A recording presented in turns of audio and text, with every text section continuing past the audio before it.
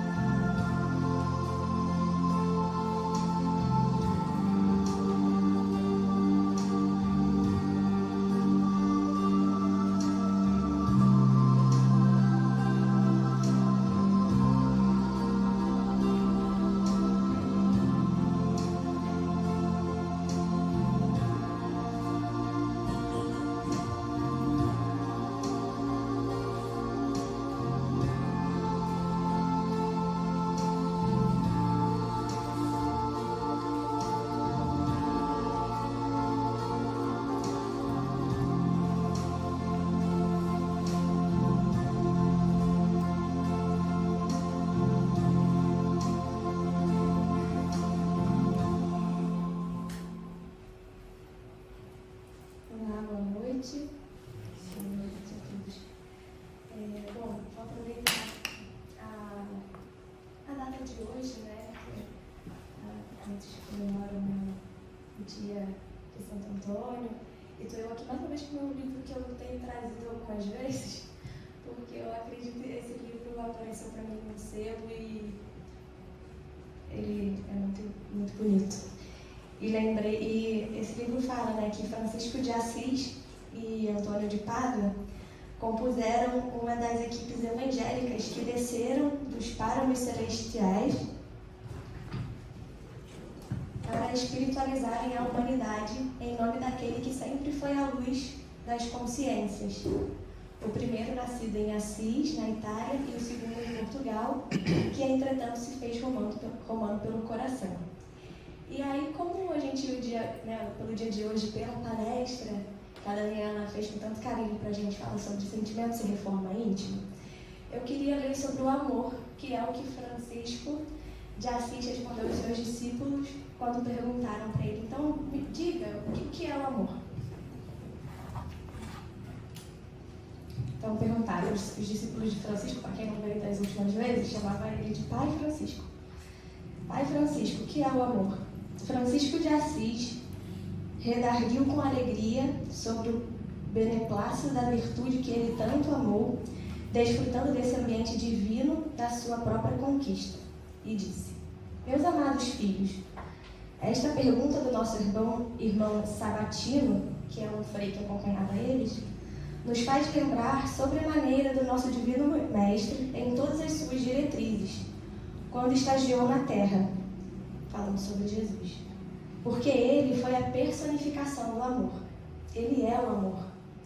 Devemos deixar bem entendido que o amor tem ramificações variadas nas suas sequências de luz, mas a sua missão é libertar o homem e conduzi-lo para Deus, despertar todos os sentimentos das criaturas, de maneira que todos os seres humanos possam compreender melhor a vida, conhecendo a si mesmos. Pela reforma íntima, né? O Cristo, em 3 anos, descortinou o amor, mas a distância evolutiva entre ele e nós é tão grande que precisaremos de vários séculos para o compreender e começar a viver. Se esta comunidade se desprende de todos os bens terrenos e não tiver amor, nada terá feito perante os nossos compromissos com os anjos que nos cercam. Se somente pensar nas coisas boas, sem fazer o mal a ninguém, nada terá realizado no percurso de suas existências, se trabalhar dia e noite e o que ganhar, doar aos sofredores, se não tiver amor. Nada terá feito na conquista da verdadeira paz, se não tiver amor. Se fizer jejum quase todos os dias em favor do bem-estar da coletividade, se não tiver amor, na verdade vos dizemos que nada terá feito para o bem das criaturas. E se andar com uma só túnica, com somente um par de sandálias, desprezar os bordões e não ter onde reclinar as cabeças, se não tiver amor, ficaremos todos como éramos antes, quando nada fazíamos. Se orar dia e noite em favor de todas as criaturas de Deus, com toda a piedade que o sentimento possa expressar, se não tiver amor, nada terá feito para aliviar e confortar os seus irmãos. Se desenvolver o dom de curar todos os enfermos e curá-los sem a presença do amor, essa cura tornar-se-á mera vaidade. Será uma cura morta, porque somente o amor é vivo e dá vida, por ser proveniente da vida universal. Então, Pai Francisco disse: Peço a todos que aqui me ouvem, que me ajudem a compreender o amor e a consertar as minhas faltas no exercício do amor, colocando esse meu amor equivocado nas bênçãos da disciplina, para que o Cristo me visite e me ajude a amar. Peço a todos vós, companheiros, que sabeis amar, que me façais essa caridade. Prendei-me e mesmo amarrai-me quando necessário, para que eu compreenda o valor do amor para com Deus e o próximo. O amor é paz, o amor é entendimento, é caridade em todos os seus aspectos de educação e de sabedoria. Então é assim que a gente pode começar essa palestra tão bonita da Daniela sobre sentimentos de reforma íntima. É isso. Depois da Ave Maria, depois das palavras de Francisco sobre o amor, nós estamos de coração aberto para falarmos sobre reforma íntima e vamos então ouvir a Daniela nos falar sobre sentimentos de reforma íntima. Seja muito bem-vinda a essa casa e a Ana Carioca. Obrigada, boa noite a todos. Eu quero agradecer a Deus, agradecer primeiro a Deus pela oportunidade, pelo carinho. Seja bem-vinda, eu já me senti imediatamente acolhida. Obrigada, Bárbara, pelo convite. Eu recebi um parabéns aqui, antes de começar, já agradeço a vocês. Bom, quando a Bárbara me chamou e convidou, né, foi a partir de ter visto outras, sempre vem qual o tema. Eu pensei em falar em reforma íntima, mas para falar de sentimentos, eu pensei em sentimentos e reforma íntima. Mas depois eu vi que fica muito grande para falar dos dois. Mas por que falo sobre sentimentos e reforma íntima?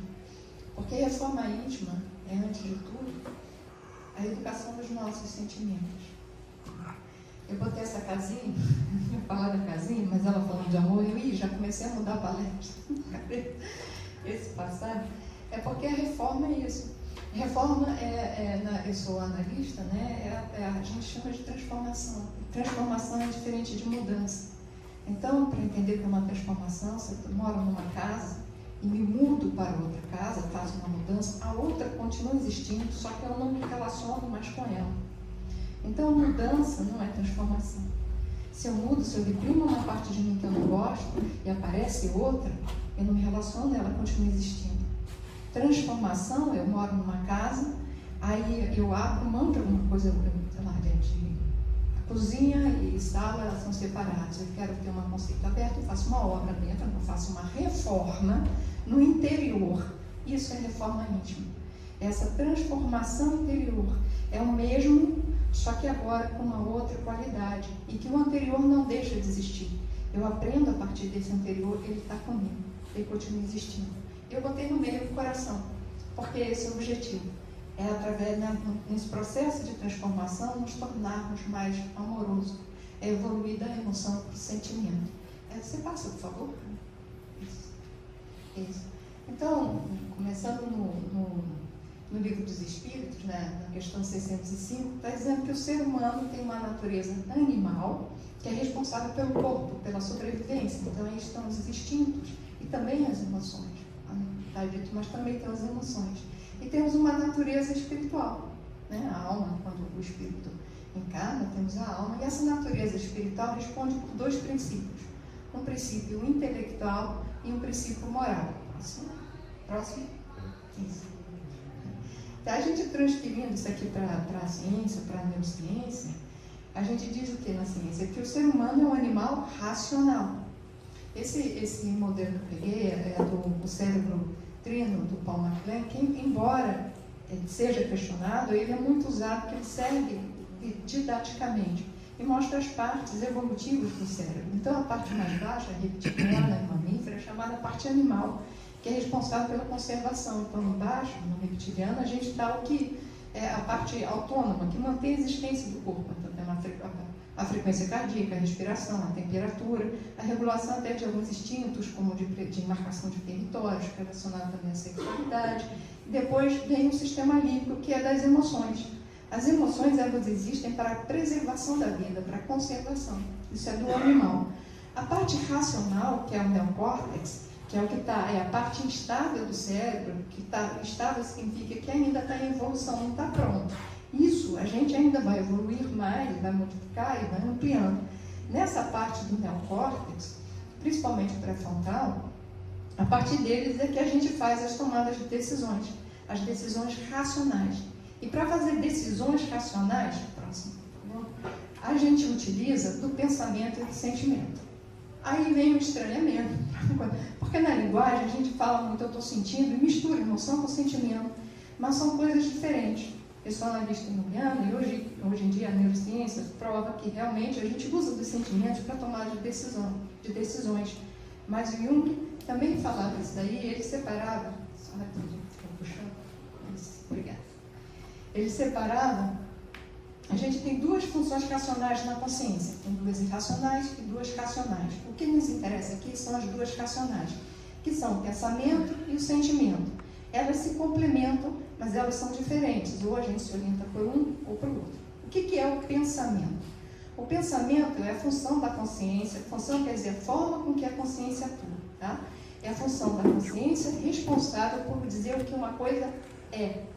É a partir de ideias em que eu defino conceitualmente. Então eu faço julgamentos conceituais, julgamentos lógicos com o pensamento. Eu olho, vejo a flor, mas não digo isto é uma flor. É o meu pensamento que vai dizer isto é uma flor. O sentimento é que vai dar a qualidade. Então eu olho e percebo que isso aqui é bonito. Aí eu digo, esta flor é bonita. Isso não é lógico, dizer é bonito ou é feio. Tá? Como é que essa qualidade significa que é a função, como o Jung define, é a função da consciência responsável por determinar o valor das coisas. Então, o sentimento ele é subjetivo, quando o pensamento é objetivo. Né? Ele é subjetivo, quer dizer, o meu é o que eu posso olhar e achar bonito, o outro não. Né? Um tem medo de cachorro, o outro não tem. Então, o sentimento é a função da consciência, que se dá entre o eu e um determinado conteúdo psíquico, no sentido de causar uma aceitação ou uma rejeição da coisa a partir do valor que eu dou para esse conteúdo psíquico. O que ele chama de conteúdo psíquico é tudo. A começar com o pensamento, uma memória, tudo que está dentro, tudo, inclusive que vem de fora para dentro. Tudo que a gente se relaciona, a gente sempre atribui algum valor, positivo ou negativo, mas dá um valor que vai me fazer aceitar ou rejeitar. Então, por exemplo, se eu olho para um cachorro e eu tenho medo de cachorro, por mais que ele tenha uma cara boazinha e que alguém me diga assim, não morde, não precisa ter medo, não adianta nada, porque não se trata disso, eu sinto medo. Né? Então a gente não muda um valor pela lógica, não adianta alguém me explicar. Então são funções diferentes e irredutíveis, e uma não interfere na outra. Por isso também quando alguém diz, eu estou me sentindo culpada, você diz, mas não tem culpa, não, eu sei, mas não é assim. O sentimento ele fala de valor, do valor, e isso para mim representa uma ameaça. Quando eu estou dizendo que isso fala de valor, eu preciso saber em relação a que valor. Biologicamente, o valor que a gente tem é a vida. Tá? No caso do ser humano, que a gente tem no ego, o valor de referência que a gente usa, com frequência, é o nosso interesse. Né? Então, eu tenho interesse de alguma coisa, isso é bom ou não. Mas o que a gente precisa evoluir é ir para ter como valor, como referência, é o bem comum. Então, a partir de como os sentimentos aqui falam de valores, é trabalhando os sentimentos que a gente vai estar fazendo a nossa reforma íntima, a questão da moral. Né? O pensamento, ele responde pela parte intelectual daqueles princípios. Né? Eu vou desenvolvendo a lógica, o estudo, etc. O sentimento responde pela parte moral.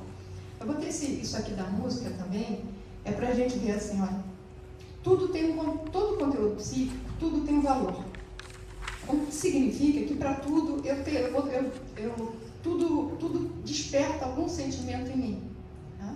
Todo pensamento vai ter. O pensamento é como se fosse a partitura, é só o texto. Quando eu leio um texto. O sentimento é que dá valor. O André Luiz, ele fala, agora eu esqueci em qual dos livros, acho que é a Evolução dos Mundos, que ele fala que o pensamento é passivo diante do sentimento, e é o sentimento que vai dar a doçura, a amargura, que vai dar o peso gravitacional para esse pensamento. Né? Se eu falo assim, verdade,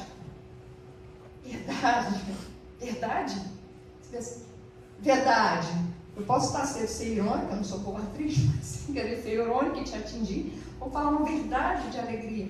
Então, para o texto é uma coisa. Isso do texto, hoje a gente vive muito com o WhatsApp. Né? É muito frequente o paciente chega no consultório e diz assim, olha o que ele falou. Aí pega o WhatsApp e é assim, você foi não sei o que, lá, dá licença. Eu pego o WhatsApp e leio. Você foi, numa outra entonação, é um outro sentido. Então a gente se projeta quando está lendo. E isso daí é um problema atual, né, que a gente fala do anciano. Bom, então, eu tenho o pensamento e tenho o sentimento. Você vê, quando eu tomo uma decisão, vou ter essa menininha aqui tomando injeção, né? Para eu tomar uma decisão, eu uso as duas coisas. A menina sente medo da injeção. Aí ela pensa, mas e a Covid? É melhor tomar a injeção. Ela vai fazer uma escolha. A partir disso, na verdade, parece que é pela lógica, não, ela vai fazer, para enfrentar o seu medo, ela vai pensar nos valores. Não, o meu bem, põe um outro valor acima, o bem dela está acima do seu medo. O seu tem medo de cachorro. Aí a professora do colégio diz assim, seria bom, o seu filho tem um problema de socialização, seria ótimo se ele tivesse cachorro, vai ajudar ele muito a se integrar. Aí eu, por um valor maior, que é o amor ao meu filho, eu sou capaz de enfrentar o meu medo e a partir disso até modificar. Então a gente já vai vendo como é a importância essa relação entre bem e bom e olhar o que está por base, o que direciona, qual é a métrica dos meus valores. Próximo, por favor. E aí eu falei, bom, esse é o sentimento que define lá qual é o valor e que é da área do neocórtex, mas o que é emoção? Emoção é uma outra coisa. Tá? Os sentimentos, evolutivamente, eles vieram da emoção. Mas a emoção, ela começa que ela é uma resposta reflexa. É um reflexo para a preservação da vida, como todo reflexo. Encostei o dedo no fogo, sem pensar, a gente tira o dedo, a gente não pensa por quê. Se for pensar, tira o dedo, já queimou. Então, os reflexos servem para preparar o corpo para a sobrevivência. É da arte do corpo. E como todo reflexo, a emoção é automática, espontânea, involuntária, breve e intensa. Então, involuntário. Isso não dá para pensar, não dá para eu decidir não sentir. A gente sente e tem um reflexo. O que é esse reflexo? Em vez de ser da parte, igual quando eu ponho o dedo no fogo, é do todo. O sistema, diante de um estímulo, o sistema nervoso autônomo, particularmente o sistema simpático, é ativado, há uma descarga de adrenalina e acontece um monte de alterações dentro de mim. Essas alterações, elas são tanto no físico quanto cognitivas. Quem não sabe que a raiva cega. Quando eu estou com raiva, eu não consigo pensar em mais nada, fico focado no meu objeto e tem pensamentos até agressivos. O que acontece aqui sempre corresponde aqui. Tá? Eu botei isso aqui é a foto do Divertidamente, que todo mundo viu o filme, que lembra sempre que a gente tem algumas emoções básicas, que é igual a gente tem algumas 4 ou 5 cores básicas, elas se combinam e tem essa multidão de cores. As emoções é a mesma coisa, a gente tem essas básicas e aí tem uma multidão de emoções e sentimentos que vão ser derivados disso. Então, por exemplo, se eu digo que eu estou chateada, raiva. Só que uma forma elegante de eu dizer que eu estou com raiva, eu digo que eu estou chateado. Mas é raiva, pode ter um pouquinho de tristeza. Se eu desprezo alguém, o que é? Nojo. É a mesma cara de nojo, só que é um nojo social. Então, daí, origina-se todas. Então, voltando aqui o que é a emoção. A emoção, então, se dá no corpo, ela prepara o organismo para a sobrevivência. Vou pegar o exemplo do medo. Né? A gente tem com medo, o medo, para eu sentir medo, eu preciso enxergar algo como sendo uma ameaça à vida. Então, o valor que vai direcionar também todas as nossas interpretações que vai dar a emoção é a vida, é a preservação da vida. Né? No ser humano, a gente se mistura nessa preservação da vida com a preservação do ego, do meu eu. Então, eu vou sentir, se o cachorro representa para mim uma ameaça à minha vida, eu sinto medo. Aí, medo, igual a todo mundo, dá uma reação de fuga, que pode ir ao extremo da fuga, que é a gente desmaiar. Então, parece morto, né? Fica pálido, porque o sangue também vai para a circulação, pode ter liberação do esfíncter, a respiração fica encurtada, né? Quase, às vezes, quase parando, fica curtinho aqui em cima, a midríase, a pupila dilata, e pode ter um extremo da gente estar tão dominado pelo medo que desmaia. No cognitivo, o que acontece? Fuga de ideias. Quem nunca ficou ansioso antes de uma prova, esquece tudo. O que acontece aqui? Já estava aqui, já acontece aqui. Então, a gente tem, isso é emoção. Aí o que acontece? Como é que aconteceu evolutivamente? Essas alterações que acontecem no corpo, são mapeadas no cérebro, por isso que eu botei um mapa ali, no neocórtex, nas regiões somatosensitivas, são mapeadas, e com base nessa mapeação, eu sei o que se passa dentro do meu corpo. Então, olha só, o que o sentimento faz? Ele torna consciente, ele é consciente, já é diferente da emoção que é inconsciente. Tá? Se é consciente, é voluntário, eu posso fazer escolha do que eu vou fazer disso. Emoção, não. Eu sou reativa, é involuntário, é um reflexo. Eles não são, a emoção são as alterações, os sentimentos são imagens mentais. Essas imagens mentais vão me dizer o que está acontecendo dentro de mim. As emoções são as alterações, o sentimento ele me apresenta a mim mesmo, ele diz o que está acontecendo dentro de mim. Já vamos pensando assim, uma relação com a reforma íntima no interior. Tá? Então, mostra o que está se passando dentro de mim, e a vantagem evolutiva do sentimento é justamente que a partir disso eu posso fazer escolha do que fazer. Então a menininha, se estiver dominada pela emoção, pelo medo, ela vai tremer e pode até desmaiar.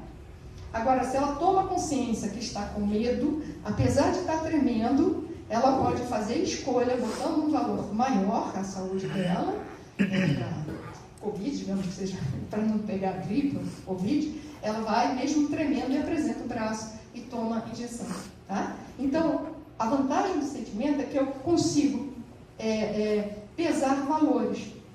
Como eu falei, todo pensamento, todo recebe um valor. E quando a área do pensamento e sentimento são próximas. Então, quando eu penso, automaticamente, eu consigo prever como eu vou sentir. Se diz que tem como se, não necessariamente eu tenho as alterações, mas eu consigo prever como eu sinto. Então, eu consigo pesar o passado, o futuro, as minhas experiências e fazer escolhas segundo os meus valores. Próximo, por favor.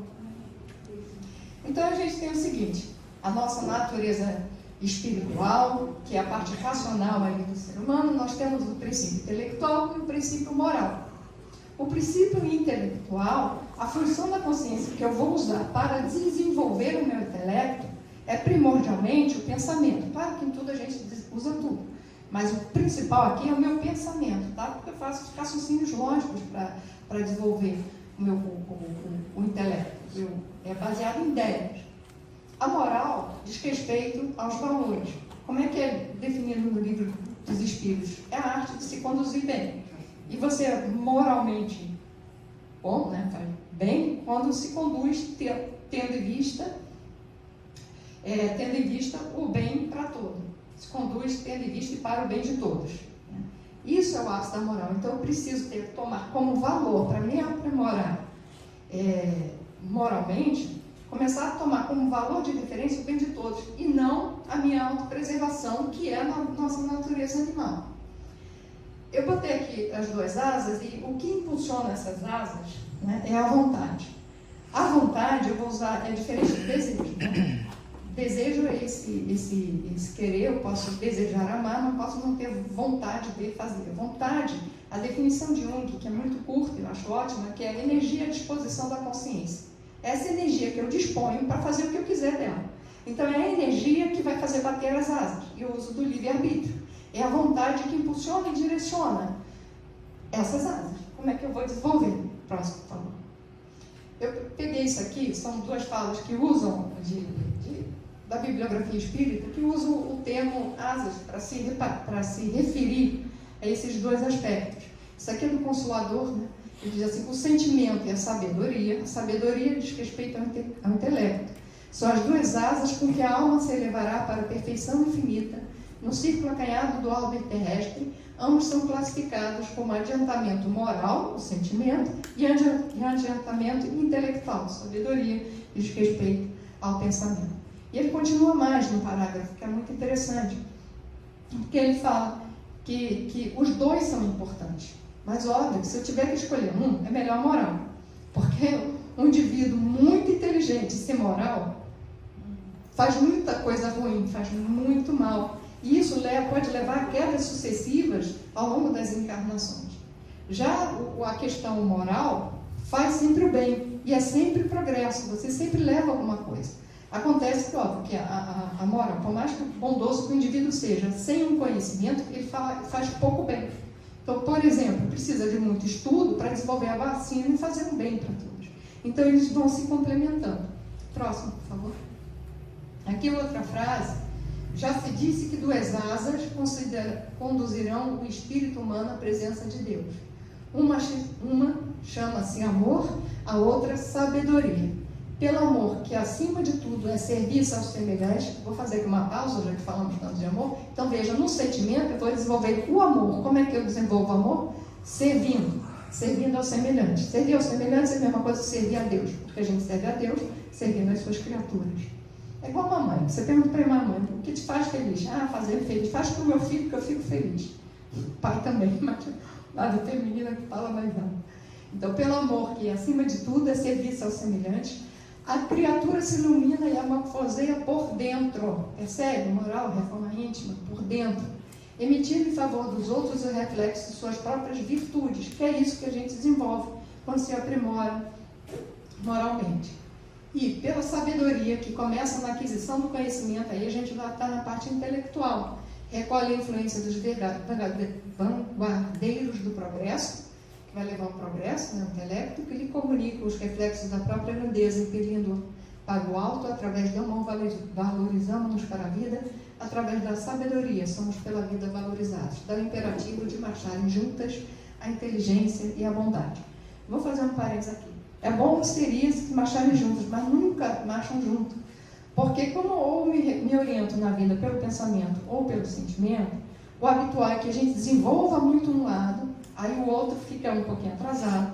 Agora, o mais comum mesmo é que a gente desenvolva primeiro o pensamento. Porque o pensamento, com a humanidade, né, vai desenvolvendo o intelecto, porque isso abre os campos das possibilidades.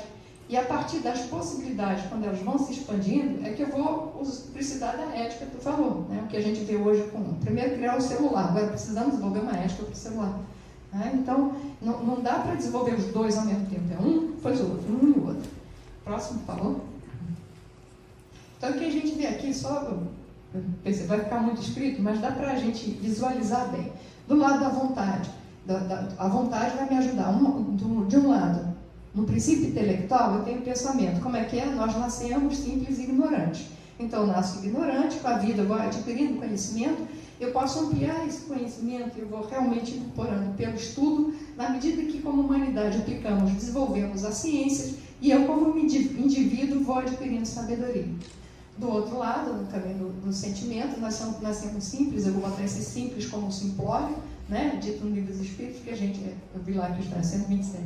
A gente não nasce nem bom nem mal, a gente tem os dois e pelo livre-arbítrio a gente escolhe o que a gente quer. E aí, como a nossa tendência, na realidade, a gente vem de uma natureza mais animal, o animal quer o quê? A sua preservação. A nossa tendência é pensar primeiro no nosso próprio interesse. Nós somos imperfeitos, egoístas, nascemos assim. Mas, à medida que a gente vai podendo coisas, vai descobrindo que tudo eu posso, tudo lhe é lícito, melhor, tudo me é lícito, mas nem tudo me convém. Nem tudo me faz bem. Aí, a partir disso, eu estou aprendendo a fazer escolhas morais. E quando eu vou resistindo às tentações de fazer o mal, eu começo a desenvolver a virtude. Até como está escrito lá, quando a virtude ela já foi adquirida, ela se torna reflexa, ela é espontânea, natural, e o indivíduo a faz naturalmente. Por isso que algumas pessoas já encarnam, já têm algumas virtudes adquiridas, se diz, porque foi de vidas anteriores, mas todo mundo, a princípio, precisou indo para desenvolver. Para eu me melhorar, assim como de um lado eu faço estudo, nesse campo aqui aí entra a reforma íntima, em que eu educo os meus sentimentos. A partir de uma humanidade se educando nos seus sentimentos, vai se desenvolvendo nas questões ético-morais, e o indivíduo, medito lá naquele das áreas, vai se tornando mais amoroso, mais bondoso. Próximo, por favor. Então, aqui para lembrar uma coisa de como é que é o processo evolutivo, aquelas várias perguntas, né? Posso, devo e quero. O pensamento, o desenvolvimento científico vai abrindo as possibilidades. E uma coisa interessante para mim, eu trabalho com jovens, não só, né, mas também, e como eles dizem, eu posso fazer o que quiser, o que eu quero, toda hora que quiser. Você é livre para escolher o que você quer fazer, mas ninguém está livre da consequência. O devo, o outro não existe. O nosso direito não termina onde começa o outro. Se termina onde começa o outro, a gente entra na esfera do dever. Eu tenho dever para com o próximo. Não dá para se desenvolver moralmente isolado, eu preciso estar em relação. Por isso que o convívio é fundamental. Então a gente vai aprendendo com a vida, poder pode. Poder pode. Quer ser desobediente, a mãe já disse, não põe o dedo lá. Botou, tem a consequência.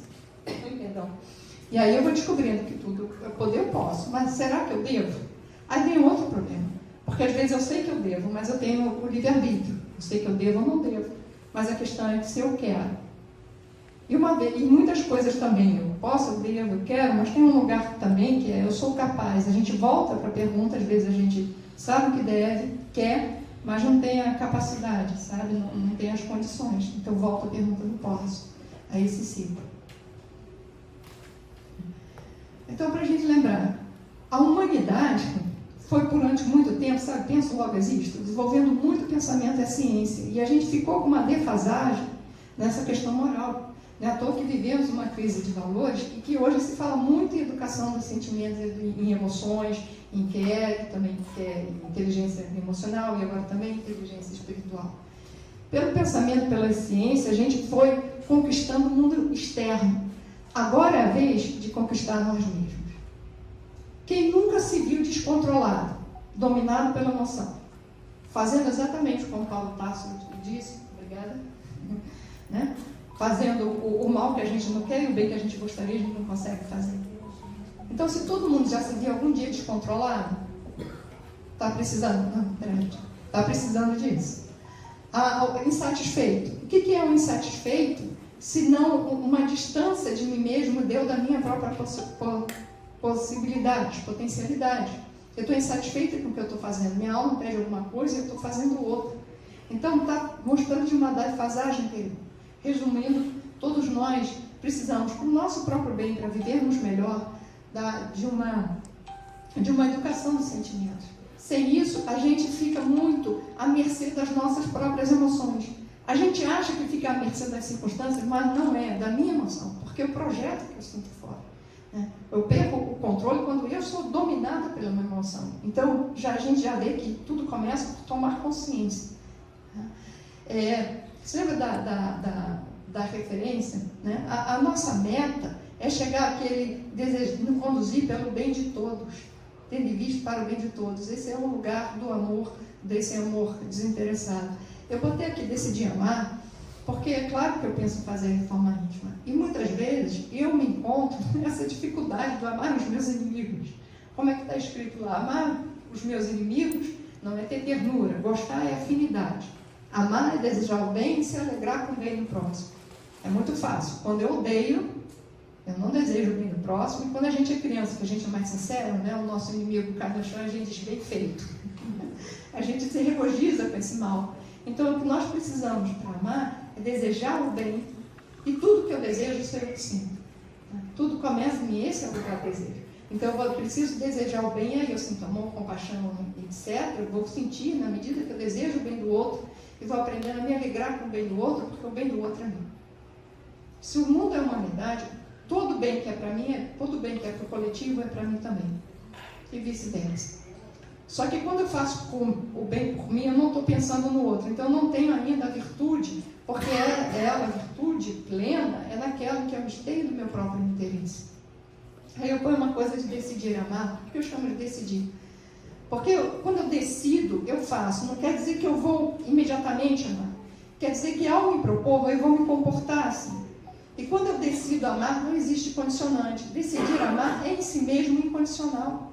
Eu não vou decidir te amar se você for legal comigo. Aí eu não decidi amar. Entende? Então a gente precisa dessa decisão. Próximo, por favor. E no fundo, olha o que eu disse, é para conquistar a gente mesmo. Então a gente vai para a parte para a reforma íntima. Eu tenho a emoção e preciso para o sentimento. O nosso processo evolutivo é ser menos regido pela evolução e desenvolver o sentimento. E como eu faço isso? Educando sentimentos. O que é educar? Extrair, botar para fora. Eu vou extrair minhas potencialidades mais divinas. É perguntar se eu devo. Se eu não pergunto, eu devo, eu não faço escolhas. Então, conscientemente, eu me perguntar, eu devo fazer isso ou não devo? E como as leis estão escritas nas nossas consciências, a gente deve. Eu fiquei com vontade, mas está aqui. contar uma coisa que hoje eu estava com os pacientes, aí eles falaram assim, eles sempre dizem assim, nem todo mundo teve esse pai. Quando a gente era criança, nós somos 3 irmãos, todo mundo já deve ter ouvido muitas histórias, mas marcou minha vida, eu tinha 8 aninhos.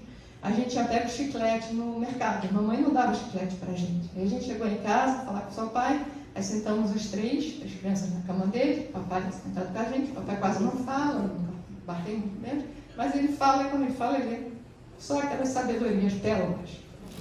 Aí ele falou assim, vocês pegaram, a mãe falou que vocês furtaram, não falou pegaram, né? Palavra correta, furtaram o chiclete. Aí a gente começou, mas estava aberto mesmo, mas todo mundo pega, mas ninguém viu. Aí um de nós falou assim, mas pai, não aconteceu nada. Aí meu pai, não aconteceu nada, já aconteceu. Para vocês ficarem de bem com a consciência de vocês começaram a justificar.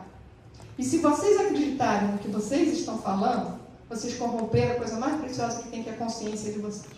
Assim que quem mata um, mata 2. Aí, posso me tornar uma assassina. Aí eu nunca esqueci disso, pelo potencial, porque realmente posso me tornar uma assassina, porque o mecanismo é exatamente o mesmo. Então ele ensinou ali também uma coisa. Quando fala da moral, no livro, como é que está escrito assim, ó, educar os meus sentimentos é pensar no bem. Pensar no bem, desejar o bem, é amar. Então, para eu me conduzir moralmente, eu tenho que pensar no bem de todos. Aí diz assim, mas o que é o bem?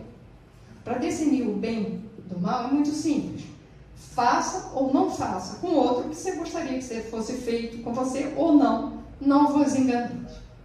E é isso que o papai ensinou assim, não vos enganeis. Porque a gente também faz parecer para a gente mesmo que a gente está pensando para o bem de todo mundo, enquanto no fundo está pensando no nosso interesse. Basta ver reunião de condomínio. Não é? E o pior é que a gente se convence disso. E aí já era. Então, essa para mim é uma parte que não é fácil, não se enganar. Ter essa honestidade com a gente, de qual é a nossa real intenção cada vez que eu faço uma escolha. Por favor. Isso aqui é o caminho, eu vou só rápido. Eu tenho estímulo, tenho reflexo, tenho uma ideia, um comportamento reativo, que é a emoção. Essa emoção vai para o cérebro, aí eu descubro o que eu estou sentindo e eu posso me perguntar e fazer escolha. Mas desde que eu tome consciência do que eu estou sentindo, eu preciso dizer para mim mesmo, eu estou com medo, eu estou com isso, com aquilo. Porque senão, o que acontece? Eu vou lá para baixo com o pensamento, lembra? O pensamento também, a cognição é modificada também reflexamente. Então eu tenho um monte de ideias que vão justificar o meu comportamento. E aí eu fico dizendo assim, eu falei isso porque ele também é isso, aquilo outro. E eu começo a acreditar que o meu comportamento foi a partir daquilo, mas foi o contrário. Eu primeiro gosto ou não gosto das coisas, depois é que eu venho para as justificativas. E se eu acredito nessas justificativas, eu fico reforçando o sentimento e a emoção que eu não quero, e o comportamento. Então, tudo a gente já vê que a reforma íntima começa pelo autoconhecimento. É o autoconhecimento que liberta. Próximo, por favor. Eu não sei que horas são, para ver se eu conto um caso. Pode? Não, isso aqui é só uma coisa também, que foi dessa semana. Dessa semana. Porque parece fácil, às vezes, a gente perceber, mas não é. Então, um paciente que veio para mim, porque ele é de análise, ele estava na sua área. Começou a ter extracísticos, aí fez o volto, já apareceu um taque supra, e aí começa a anamnese, ele é ansioso. Então ele vive em estado de alerta, mas é um ansioso bem disfarçado. O que acontece? Até no próprio trabalho dele, ele trabalha com sistemas, análise de sistemas. Eu pedi para ele para contar, caso ele permitiu. Então, para análise de sistemas, e ele tem que ficar buscando os erros, antes de antecipar até erros. Então, ele usa no trabalho dele uma qualidade que ele tem, mas isso na vida é péssimo. Então, ele vive nesse estado. E aí, está alguns tempos de terapia até conseguir uma forma também. Você lembra que são imagens mentais? O sentimento, nem sempre a gente descreve com uma palavra já definida. Medo, estou chateado, estou tediado. Nem sempre. O mais importante é perceber o que se falta dentro. Às vezes a gente descreve como imagens. Né? Então, eu queria sair do mundo. Você fala assim, eu queria sair do mundo, escapar do mundo. É isso que você está sentindo, à vontade. Essa imagem parece que eu estava fora do ar. É assim. Bom, então eu peço para um tempo para perceber qual é a imagem. desse sentimento. Põe uma imagem para mim. A imagem que veio, né? Foi uma imagem, não foi exatamente essa, mas eu não encontrei uma igual na internet, mas seria assim, das paredes se fechando, tudo se fechando, ele ficando preso. Eu disse, agora imagina o oposto. Aí ele imaginou o oposto, que era um lugar aberto, amplo, e ele nesse lugar amplo. E eu tinha dito para ele, agora capta qual foi o pensamento. Ele disse, imediatamente, eu vi a imagem, e veio imediatamente o medo. E o pensamento que veio, está tudo muito bom, pode dar alguma coisa de errado. Esse é o reflexo dele, que para ele o mundo é inseguro. A dificuldade de confiar nesse Deus que está tomando conta, sempre pode acontecer alguma coisa de errado. Ele vive nesse estado permanente e isso a gente não percebe. Como ele está morando fora do Brasil, eu disse para ele, você agora que está fora do Brasil, com certeza, você vem de fora, você sabe, você percebe mais o Brasil. Eu disse, aquilo que a gente está imerso, na nossa multidão de pensamentos, a gente não percebe. Então, olha como não é assim tão fácil. Eu tenho um monte de discursos, de pensamentos o tempo inteiro, e esses pensamentos geram emoções, geram sentimentos, que me dão estados que eu não percebo. Então, uma das coisas é eu me dar flagra, eu percebo. Vigilância, ainda vou falar, mas é perceber de vez em quando onde eu estou mesmo, onde estão meus pensamentos, eu estou onde meus pensamentos estão, e qual é a qualidade dos meus pensamentos, e modificar isso. Vigia a hora, não conseguir modificar a hora que você se afasta disso, cria distância e deixa energias positivas, né? bons fluidos, bons pensamentos, coisas boas entrarem em você. Então, voltando, isso aqui foi para exemplificar esse mecanismo, como a gente também não se percebe. Próximo. E agora a gente vai continuar com o processo a partir disso, como eu disse, para essa semana, o que eu já vou dizer que eu vou fazer, já pedi para ele, a gente vai desenhar do primeiro desenho que ele fez e vai buscar para ir vendo as sensações e desmontar. Então, o que a gente precisa aqui para fazer a reforma íntima, o primeiro pré-requisito é a honestidade, que não é fácil. Todo mundo que faz análise, já fez, sabe que dói pra caramba, e muita gente foge disso. Porque quer continuar como vítima da vida. Para fazer reforma íntima, eu tenho que me colocar como autor. E eu preciso ser honesto comigo mesmo e dizer o que eu realmente penso, o que eu realmente sinto, entrar em contato com as facetas não tão bonitas. Então eu preciso de humildade para reconhecer, no tema da filosofia do ar, se diz assim, a gente não é nem o gigante dos nossos sonhos, nem o monstro dos nossos pesadelos. Então a gente vai vendo que a gente não é tudo isso. E o problema é, muitas vezes, as pessoas param aí, porque começam a ver as coisas erradas que fez, e entram num processo de automartírio, de remorsos, de autopiedade e de sem saída. Isso é orgulho, porque eu não posso ser falho. Então eu preciso ser amoroso. A primeira pessoa que eu preciso ser caridosa e desenvolver o amor, a indulgência, ser benevolente, é comigo mesmo. Eu preciso aceitar as minhas falhas. E aí eu sempre lembro, olha gente, não confunda pecado com pecador. É muito comum eu ficar com raiva de mim porque eu faço coisas erradas. Não é de você que você tem que ter raiva, é do pecado. Então a gente deve aprender a aceitar as nossas imperfeições, humildade. Aceitemos as nossas imperfeições. É da minha imperfeição, é da minha sombra que nasce a minha luz. Eu era boa em matemática. Para quem foi fazer isso? Era péssima, não suportava geografia. Mamãe ficava feliz com o meu 10 de matemática. Para mim não precisava nenhum esforço. Agora, para tirar 8 em geografia, ali é que eu estudava, ali eu me desenvolvi meu raciocínio. Ali que estava o meu grande potencial. Então, percebe, onde eu já sou 10, sou 10. Onde eu posso melhorar, é ali. Então, a gente precisa abraçar a nossa sombra. Lembra que qual é o problema da emoção? É que ela é reflexo, é inconsciente, eu não estou percebendo. Abraçar a sombra, trazer para a consciência. Quando eu trago para a consciência quem eu sou, eu estou liberto, por isso que o autoconhecimento liberta. Trouxe para a consciência, eu posso escolher atuar ou não atuar. Eu posso escolher o que eu vou fazer disso. Então não tem problema ter medo. Eu tenho uma paciente que diz, eu quero me libertar do medo. Eu digo, não, você não vai se libertar.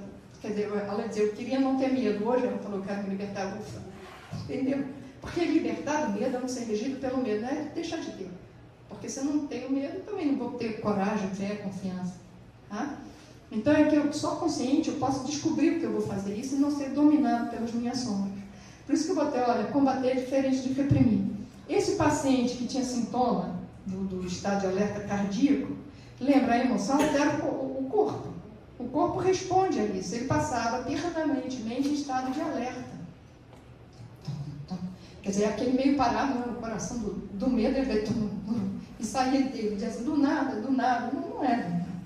Ele está nutrindo isso. Então, se eu reprimo, a pior coisa que eu posso fazer é reprimir. Porque se eu reprimo, vai para o corpo e manifesta. Não é aquela história, o que a boca não fala, o corpo grita. É isso. Então, não é nem para reprimir, nem combater. Se eu tento combater e negar para mim mesmo que eu tenho isso daí, eu me torno um puritano, fico mais preocupado com o que eu não vou fazer do que o que eu tenho que fazer.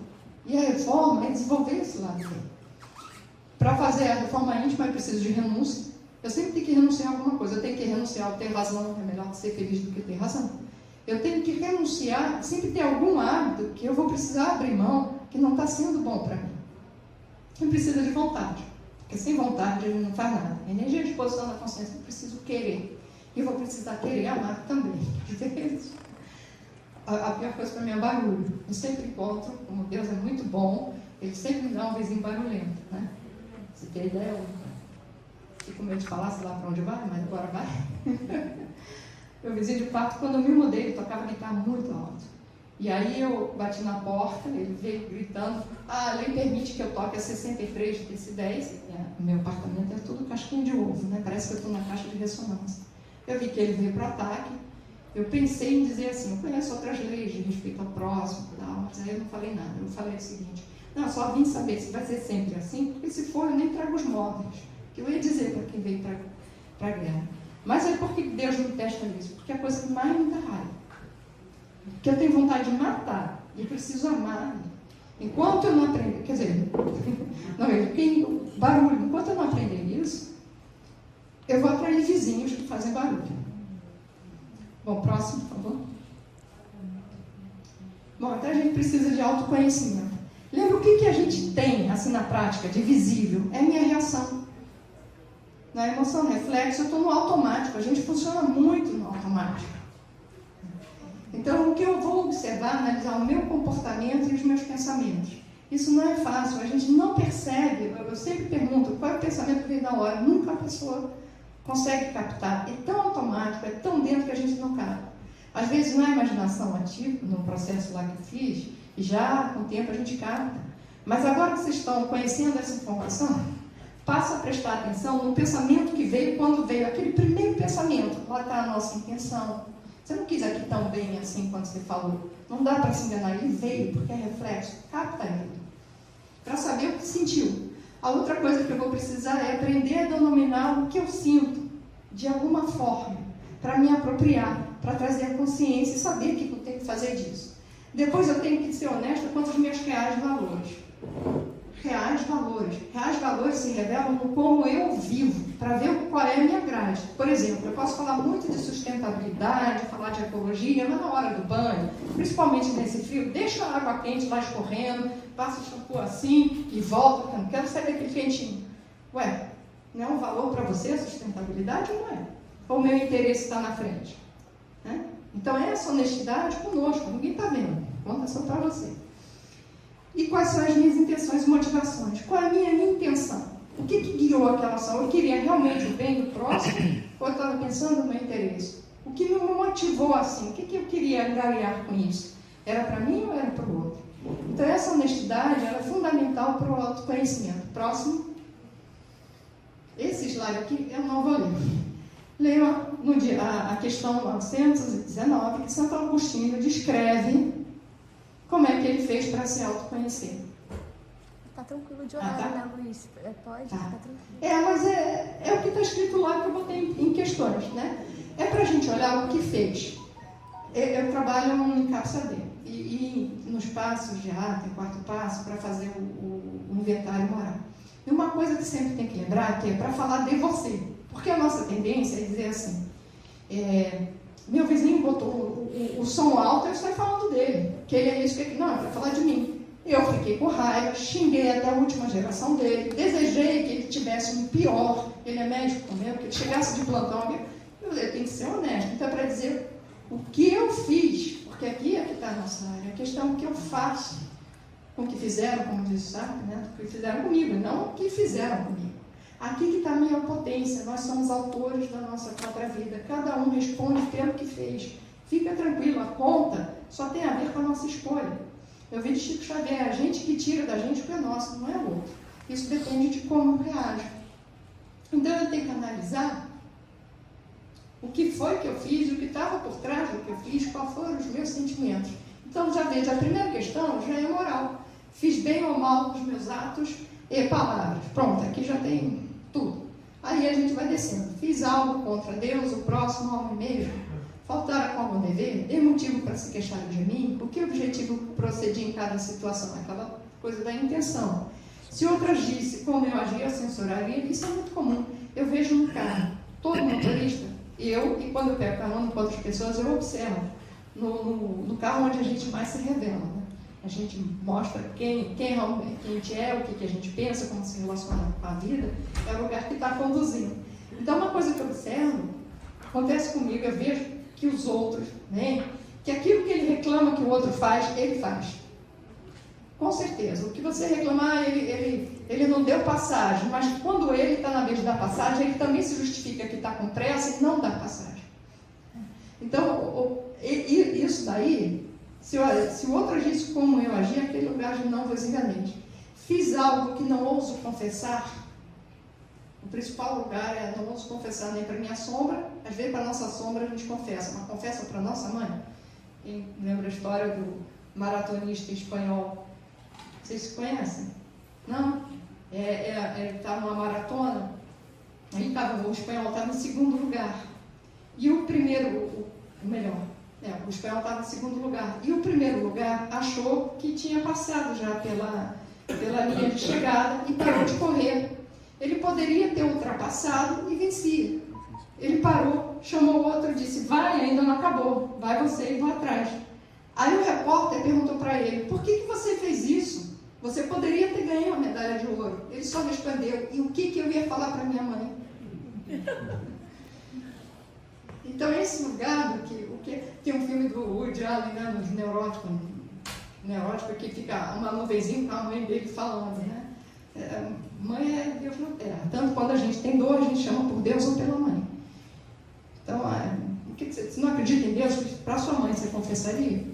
Escute a opinião dos outros sobre você. Ele fala lá do Santo Agostinho, escute os seus inimigos. Os inimigos não têm nada a perder. Então eles falam verdades que os amigos às vezes não falariam.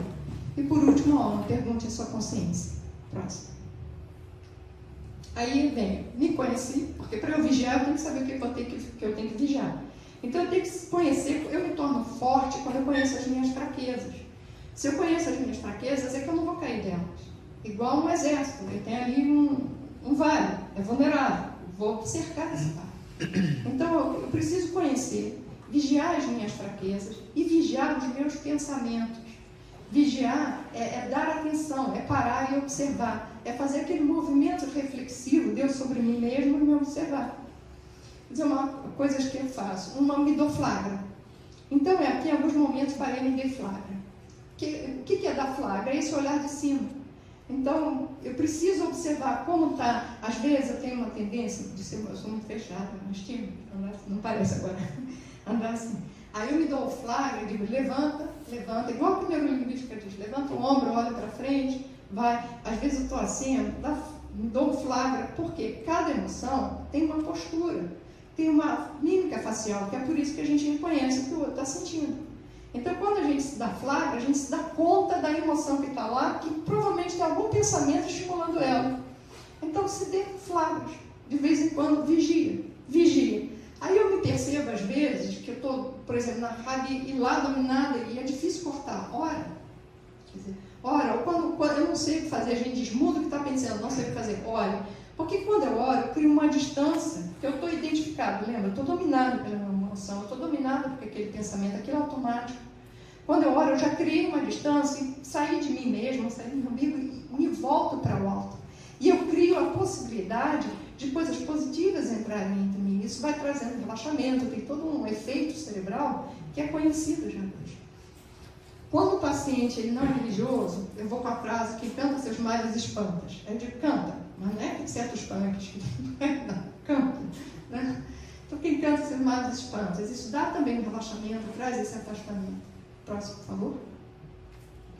E aí a gente vai assim, ok, tomei consciência do que eu estou sentindo, do que passa das minhas emoções, dos meus pensamentos que têm seus respectivos valores, que desencadeiam essas emoções, e o que eu faço disso? Aí vem um lugar, lembra? A emoção é reflexo. Né? Cada coisa já tem o seu valor e isso é reflexo. Eu não tenho como mudar um reflexo.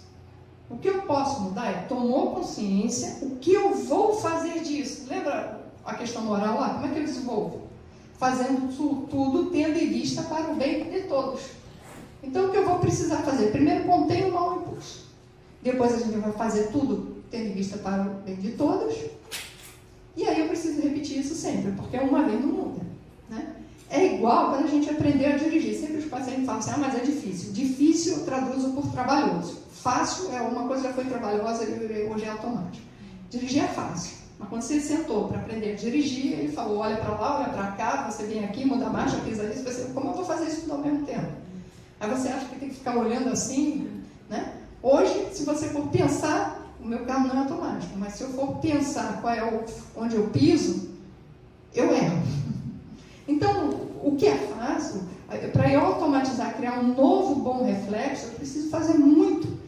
E aí que vem o problema. Quer dizer que preciso fazer muito significa que eu vou ser tentado muito para cair, para não cair. Tinha um paciente muito católico que dizia assim, eu pedi para Deus para não ficar com raiva. Aí eu saio da igreja, vem um carro, vum, e me joga água. E eu pedi para deixar de ser raivoso. Bom, você pediu, é tentação na hora. Então, tanto que no Pai Nosso, não diz assim que eu não tenho tentação, é não me deixe cair em tentação. A gente pede fortaleza para não cair em tentação. Mas é nas tentações que o espírito se aprimora. Próximo, por favor. Então a gente começa. Como é que eu faço para direcionar? Primeiro, contém o mau impulso. Lembra, eu preciso tornar consciente e não reagir. É para conter o que eu faço. Eu não tenho como conter o que eu sinto. Se eu tentar conter o que eu sinto, acontece aquilo. Eu reprimo, vai para o corpo, adoece. Tá? Uma das coisas que ajuda, aí tem que contar até 10. Chico Xavier dizia que não sentia raiva, né? Põe água na boca. Né? E uma coisa também é a respiração. A respiração é uma coisa ótima. Porque para cada estado emocional tem uma forma de respirar. Aliás, é bom até respirar, tá com pressa ao mesmo tempo. Então eu preciso. Quando eu respiro, eu sereno. Então eu respiro normalmente, né? Aquela abdominal, abdômen para fora, volta. Tem duas coisas. Uma, eu saio do problema, da situação, começo a pensar na respiração. E eu readquiro o controle emocional. A respiração é muito interessante porque é a única função que é involuntária ou voluntária. Quando eu estou dominada emocionalmente, eu acho que a gente vive tão descontrolado emocionalmente que nós, no mundo ocidental, é dito que pouco respiramos. Imagina como a gente, qual é o nosso estado anterior, quão longe estamos da serenidade, do estado de amor, que a Bárbara falou. Próximo. Aí, uma vez que eu contei, aí eu vou direcionar a ação, porque não basta não fazer o mal, isso não me torna bom. É preciso fazer o bem. Então, para conduzir, eu vou dos valores do meu interesse próprio em direção ao bem. Perpasso o bem para mim mesmo, isso nem tudo convém, para depois chegar no bem comum. Como é que eu faço isso? A gente tem formas, próximo, por favor. Formas. Uma se fala muito, faz um movimento contrário, que é fazer o oposto da reação. Então, por exemplo, para isso eu tenho que tomar consciência e ser honesto do que eu estou sentindo. Eu não vou falar com fulano, aí eu percebo que é por orgulho. Na hora que eu vou e falo, eu estou sendo humilde. Não vou falar com fulano, vou falar no palco porque eu estou com medo. Na hora que eu vou e falo, eu estou desenvolvendo a fé, a confiança, a coragem. Então, a gente fazendo o movimento contrário conscientemente, voluntariamente, começa a desenvolver assim novos circuitos cerebrais. Próximo. Aqui, isso aqui é só porque eu pensei, fica gravado, tirar foto, por isso que eu enchi, porque é óbvio que eu não vou ler. É só para entender o que funciona. Tem uma característica que eu tenho muito, eu observo, e eu sou sempre tentada, eu preciso resistir à tentação, fazer uma ação contrária, e aí eu começo a constelar a virtude. Então, eu sou avaro. Aí vem a oportunidade e alguém me pede uma esmola, doido ou mais ainda. Vai ter uma vaquinha para ajudar a dor. E aí, de tanto fazer isso, eu vou desenvolver a generosidade. E o que é bacana é porque você começa fazendo por interesse, às vezes até por interesse, começa a fazer porque tem que fazer, mas à medida que vai fazendo, você vai gostando, porque você vê a felicidade espelhada, você se sente bem em ter partilhado, ou não viu para quem deu, aí fica sabendo. Então isso também vai constelando dentro da gente, em que a virtude sim vai se desenvolvendo. Próximo, por favor. Aí cada um é só fazer o oposto. Isso aqui eu botei para lembrar, olha como, não tem como, nossa natureza é primeiro animal, a gente é principalmente egoísta, dificilmente a gente não faz alguma coisa pensando no nosso interesse. Não tem como desenvolver a virtude sem passar pelo vício. Né? Jung diz, a virtude sem o vício é pálida, inoperante e irreal. Eu botei a foto do bebê na janela, ninguém acha que um bebê ali no parapeito é corajoso. Ele não tem ideia do que está fazendo, ele não tem medo. Para ele ter coragem, eu preciso ter que passar pelo medo. Então é na nossa sombra que está a nossa maior luz. Esse módulo aqui, a gente dá matemática, módulo, lembra? Mais ou menos 10, que pode ser, está dando módulo. É para lembrar o seguinte, olha, se eu tenho pouco medo, para eu vencer alguma coisa, eu vou precisar de pouca coragem.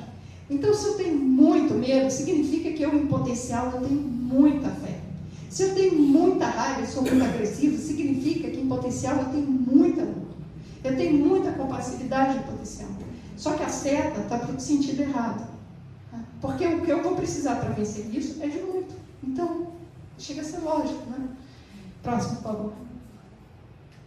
E aí, uma das coisas que eu posso fazer é um movimento contrário. A outra é lembrando, nenhuma emoção, nem mesmo a virtude, ela é boa em si mesma. O uso que eu faço dela, se é para o bem ou não, é que vai tornar ela boa. Por exemplo, um ladrão de banco, desses que cavam um buraco, ele, para chegar lá no Banco do Brasil, fazer um assalto, ele pode ter muita disciplina, muita perseverança, capacidade de trabalho em grupo, organização, obediência, até estar lá no grupo, aparentemente muita virtude para roubar um banco. Então, o que torna ela, o que torna qualquer emoção, qualquer virtude mesmo, efetivamente uma virtude, é esse direcionamento para o bem. Então, quando eu tenho raiva, o que é a raiva? A raiva, ela aumenta a nossa energia. A gente precisa dessa energia para ir para a vida. Então, aqui eu botei um exemplo, um pai dominado pela raiva. Tadinho da criança. Agora, quantas vezes a gente, focado no bem do nosso filho, precisa chegar nesse estado para dar aquele não que a criança entende que é inegociável? Já que tem tempo contando, eu tenho como meu neto, mas é meu filho do meu enteado, é dado mesmo. E é uma gracinha, 9 aninhos, aí ele contando. A mamãe fala assim, Luca, não faz. Aí eu fico lá. Ela fala, Luca, e eu fico lá. Aí ela fala, Luca, aí, deu ruim, saiu correndo. É isso aí. Pelo bem, por que você está focado aqui? Tem consciência, está focado no bem da criança. No outro está dominado. Aqui dá para ver bem essa dinâmica, né? Como é importante ter consciência. Então é só direcionar para o bem. Próximo, por favor. Isso significa agir por amor. Aqui eu peguei um exemplo também de sofista para lembrar o seguinte. Todo sofista, você perguntar se não tem medo da onda, ele diz, claro que eu tenho, senão não respeitaria o mar. Esse medo é para tomar as devidas providências, para não se botar em risco à toa. Então ele, diante do mar, prevalece o bem dele ali na coragem. Eu, como amo ondas grandes, de jeito nenhum, eu não nado o suficiente para isso. Então, o não ir é o meu bem. Deu para entender? É porque não tem um comportamento. Ah, o coragem então foi, se medo não foi. Não, não é isso. O foco é o meu bem. E é isso, o fiel da balança é o bem. O meu bem, principalmente, o bem do todo. Próximo, por favor. Chegando no final. Outra coisa assim, que isso vem do triângulo da auto-obsessão de DNA, que é, aí eu vou juntar com o amor, que é esse lugar do amor. A gente, com frequência, nós somos egocentrados, nós queremos, temos muita dificuldade de lidar com as contrariedades todas da vida. Sempre que eu pergunto como homeopata, o que te dá raiva, alguém diz assim, quando me encontraria, é óbvio. Né? Então a gente quer, quando a gente fala assim, não deu certo, com frequência está falando, não deu do jeito que eu gostaria e que eu planejei. Então a gente põe a nós mesmos no centro do mundo, até em relação ao outro. Você tem um amigo que sempre fala contigo, aí um dia ele não fala com você, você pergunta, o que eu fiz com você? Nada. Ele simplesmente teve uma notícia, né? A gente então acha que é tudo com a gente. Então, o que é o triângulo da autoobsessão? É que eu ponho no centro do universo o meu querer. Aí, quando a coisa não é do jeito que eu quero no presente, eu tenho raiva. Em relação ao passado, que não foi do jeito que eu queria, eu tenho ressentimento. Em relação ao futuro, que pode não ser do jeito que eu quero, eu tenho medo, fico ansioso. Põe no centro a vontade de Deus. Ou, quando acredito em Deus, a vida como ela é. Então, quando eu ponho a vontade de Deus, Pai nosso, seja feita a vossa vontade, entrego a minha vontade aos cuidados dele, é a sua vontade. Eu estou bem quando a minha vontade fica em harmonia com a vontade de Deus, e não o contrário. Não é Deus que tem que fazer a minha vontade. Quando eu coloco em harmonia com a vontade de Deus, em relação ao presente, eu tenho amor. Em relação ao passado, eu tenho aceitação, porque eu sei que tudo é para o meu bem. Em relação ao futuro, eu tenho fé. Não sei como as coisas vão ser, mas vão dar certo. Deus dá certo. Quer dizer, mesmo que deu errado, a minha percepção não era o que eu queria, eu sei que é certo. Porque eu sei que é para o meu bem. Eu ouvi uma vez de um rabino que ele dizia assim, em relação ao passado, a gente, para não cair numa autoculpa, a gente tem que dizer assim, Deus quis assim. Em relação ao futuro, seja como Deus quiser. Em relação ao presente, perguntar. Em relação ao presente é o que Deus quer de mim. Eu todo dia preciso me perguntar o que Deus quer de mim. Quando eu ponho a minha vontade ao serviço de Deus, eu vou pensar no meu bem, eu vou pensar no bem do próximo. E esse é o lugar da liberdade. A doença é a escravidão do ego. A saúde é o estado de harmonia com a alma. A alma, representando assim, Deus, esse estado de harmonia. E por que esse é o lugar de liberdade? Esse é o primeiro mandamento. Amar a Deus acima de todas as coisas, né? O bem de todos. Por que eu estou botando que isso daí é? Porque quando eu estou em relação com a totalidade, Deus é um, é tudo, bem de todos. Quando eu estou em relação com a totalidade, eu não sou parcial. E quando eu estou, então, em relação com a totalidade, eu sou livre do meu ego. O meu ego já não está mais no meu comando. Isso traz liberdade. Como é dito lá no Livro dos Espíritos, a sua equivalência é amar o próximo como a ti mesmo. Como? Mesma medida. Os dois pratos da balança iguais. Reto. Eu estou livre. Eu não estou sendo parcial. Então, esse é o lugar mais profundo de amor e da liberdade absoluta. Só dispõe do meu livre-arbítrio quando eu entrego a minha vontade à vontade de Deus. Quando é a vontade dele. E a vontade dele se espelha como está lá que a gente leu daqui das asas, é servindo aos nossos semelhantes. Próximo. Medida. A virtude é o caminho do meio. É para saber que mesmo um bom sentimento, uma coisa, ele não é em si. De novo, precisa da medida. Eu ponho sempre o exemplo da árvore porque é muito fácil eu pensar na paciência. Paciência é o tempo das coisas. Se eu colho um fruto antes, verde. Se eu deixo passar, podre. Então, eu preciso estar na medida. O enfiar dessa balança é o bem. Na questão menos 3, fala isso, né? Se você come demais, passa mal. Que Deus deu para tudo uma medida. E que a consequência ruim é para você aprender a ouvir as necessidades o basta. A tudo tem um limite. Para fazer bem. Próximo. Estou ficando no fim. Então, direcionar. É isso assim. Eu tenho essa ação para o bem e vou precisar fazer uma educação do sentimento pelo exercício da vontade até criar um novo hábito. Significa criar um novo reflexo. Eu uso sempre, para explicar o exemplo do gramado, para simbolizar os nossos circuitos cerebrais. Aquele espaço ali, aquilo andando, é o circuito cerebral tradicional. Eu sempre passo por ali. Então eu vou de olho fechado, né? Eu nem penso, eu estou andando, vejo aquele, aliás, nem vejo aquele caminho, já vou pegando aquele caminho. Isso é o circuito cerebral reflexo. Falou, bateu. Né? Quando você está na raiva, falou, bateu. Eu estou ali, sempre aquele. Aí, para eu modificar, é como num gramado. Eu preciso estar vigilante, estar atento e eu preciso querer. Posso ter um certo medo, um certo receio. Aí eu quero, aí eu começo a andar no início, preciso estar sempre atento, senão eu vou para o caminho habitual. Aí eu vou de tanto andar, eu crio esse novo circuito cerebral, esse novo caminho. Então, essa repetição, em que N vezes a gente é tentado, a gente resiste, a gente se direciona para o bem e forma novas conexões cerebrais, até que se torna reflexo. Só uma coisa que eu botei aquele caminho lá ficou verde claro, porque é que nem um gramado. O circuito cerebral antigo, ele pode ser rapidamente ativado. Sabe o gramado onde cresce? Você olha de cima, ele está sempre um pouquinho mais clarinho do que o outro. Até ficar tudo igual, demora muito. Então a gente precisa muito persistir e estar sempre atento. Mas aqui, quando eu crio esse novo circuito cerebral, eu tinha uma resposta. Em que eu vou contar uma coisa comigo. Eu vou pegar exemplo meu. Tá?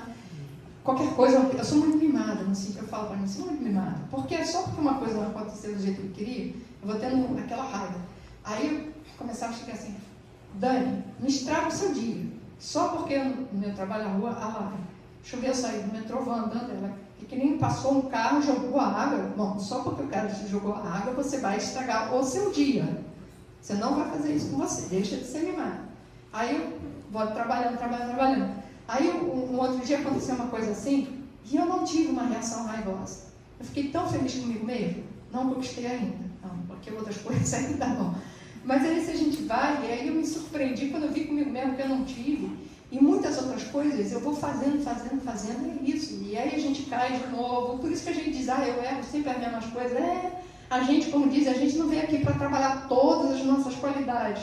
Dizem que se a gente conseguir uma, tá bom? 2, excelente. 3 é demais. É muito difícil. Então, quando a gente vai aqui, a virtude se torna tão natural e espontânea que você não percebe, é aquela história que falou lá em cima, lembra? Quer dizer, lá em cima, né? Que diz assim, e as pessoas que já têm a virtude, é porque essas trabalharam em vidas anteriores, resistiu muito. E aí, quando eu espontaneamente, naturalmente, nesse caso, sem perceber, por isso eu nem conto, não me gabo, porque a gente percebe que a virtude não é conquistada, eu recebi um troca mais, aí eu devolvi. Aí ele falou, aí a gente sente imediatamente que perdeu. Contou para alguém, um orgulho, falou que perdeu, não tem a virtude. A virtude conquistada é igual ao reflexo de fazer o mal. Ela é assim, natural, espontânea.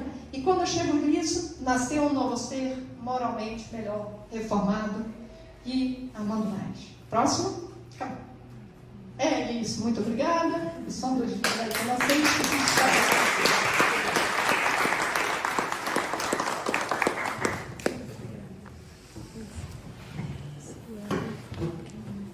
Gente, são 10:50. Nossa reunião está terminando. E eu tenho certeza que um grupo enorme de pessoas queria fazer perguntas para a Daniela. Nosso horário hoje não vai permitir. Vocês vão desculpar e depois, se quiserem anotar o e-mail dela, anotar o que for, depois ela passa assim que terminar a reunião. E isso é muito importante porque a gente vai sair daqui hoje com o propósito da reforma. Essa casa, viu, Daniela? Ela começa as atividades com algumas músicas. Na sexta-feira agora, começaram algumas músicas novas. E aí teve uma música que me chamou a atenção, que no final dela não foi Jorge. Ela diz o seguinte, nós somos os nossos próprios espinhos. E é a pura verdade. E ela diz no meio da música que os anos vão passando e a gente não tem as mudanças necessárias. E ela termina no final, bem no finalzinho, a música fala, no Lago de Genezaré, não é isso, Jorge? Não é? Lá, então ela diz, nós somos os nossos próprios espinhos, e é a pura verdade. Às vezes a gente vai culpando, como você disse ali, e no entanto, nós é que temos que nos reformar, né? Bárbara, fala aqui sobre o seminário e depois vamos passar para o Roberto para fazer a nossa prece final.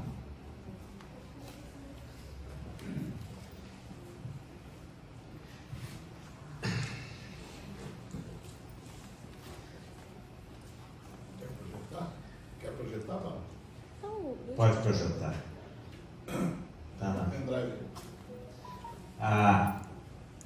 Essa história que a Daniela estava falando do Chico, as pessoas todas chegavam próximas ao Chico, tanto em Uberaba quanto Pedro Leopoldo, para contar todas as suas dificuldades, né? E chegou então uma senhora que dizia que o marido entrava em casa e brigava muito. E uma vez quase chegou a bater nela. E o Chico viu a imagem de Emmanuel dizendo que isso vinha de reencarnações anteriores, e que ela precisava continuar recebendo aquele irmão como marido. Isso era um ajuste no processo encarnatório.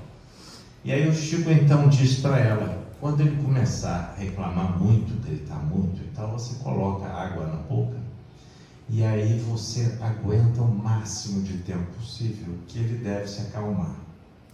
Passa-se uns dias, ela volta e diz: Chico, não dá certo. Por quê? Porque eu começo a engolir a água e aí eu começo a reclamar.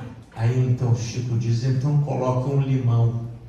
Compra um limão pequenininho, porque aí não dá para você engolir o limão, mas dá para respirar.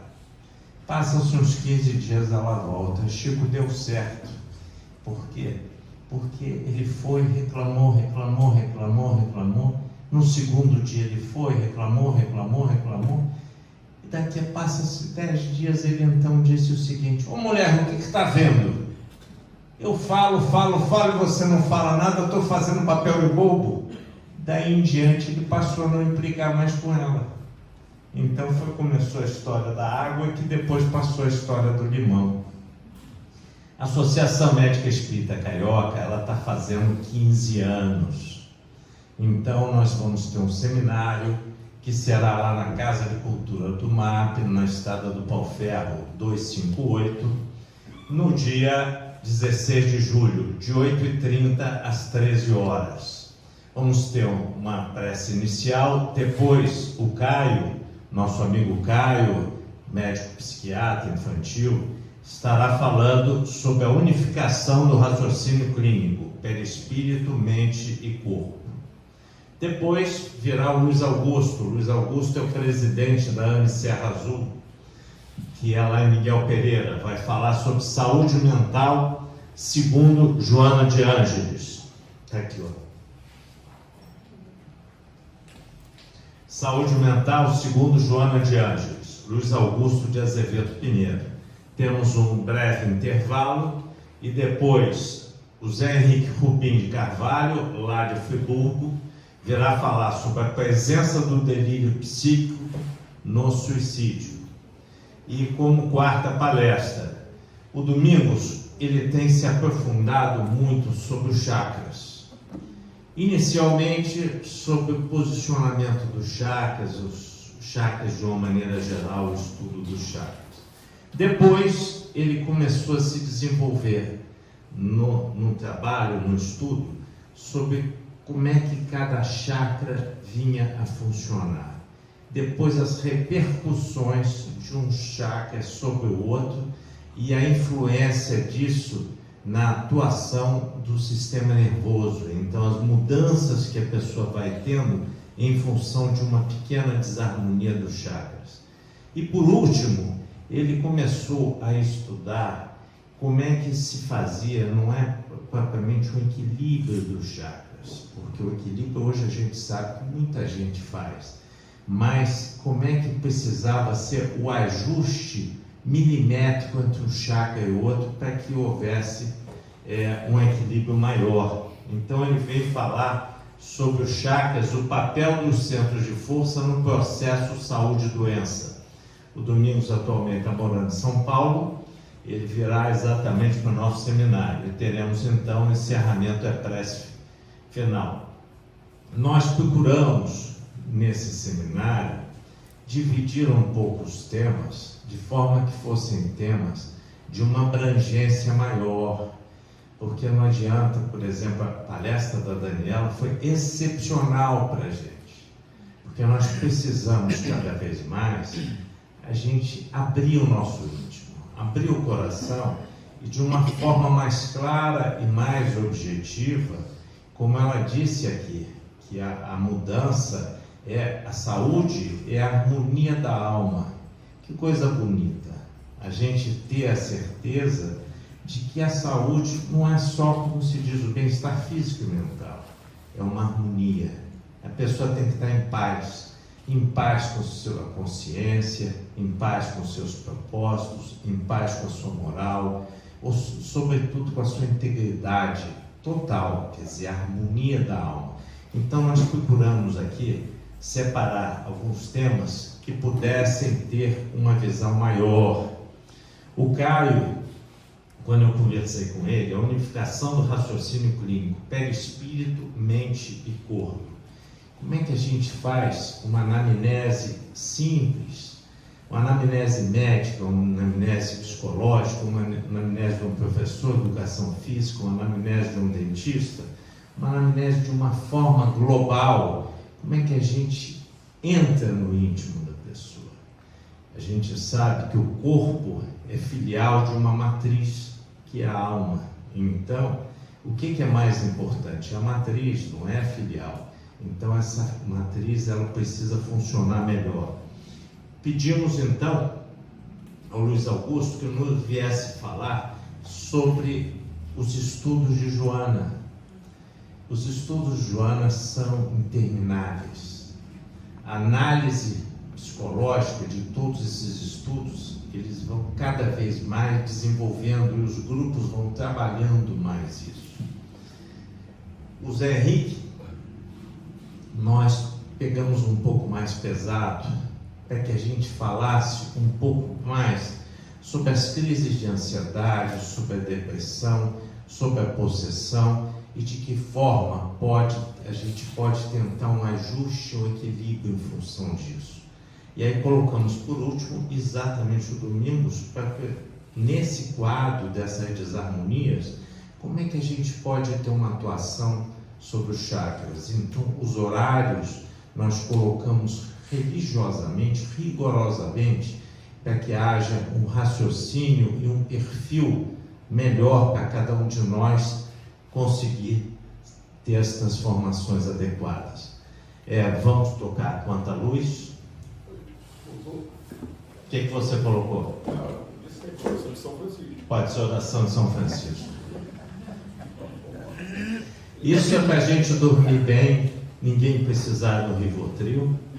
A gente coloca a oração de São Francisco, a Bárbara faz a nossa prece final e nós vamos em paz. Que Jesus sempre nos acompanhe. Roberto faz a nossa prece final.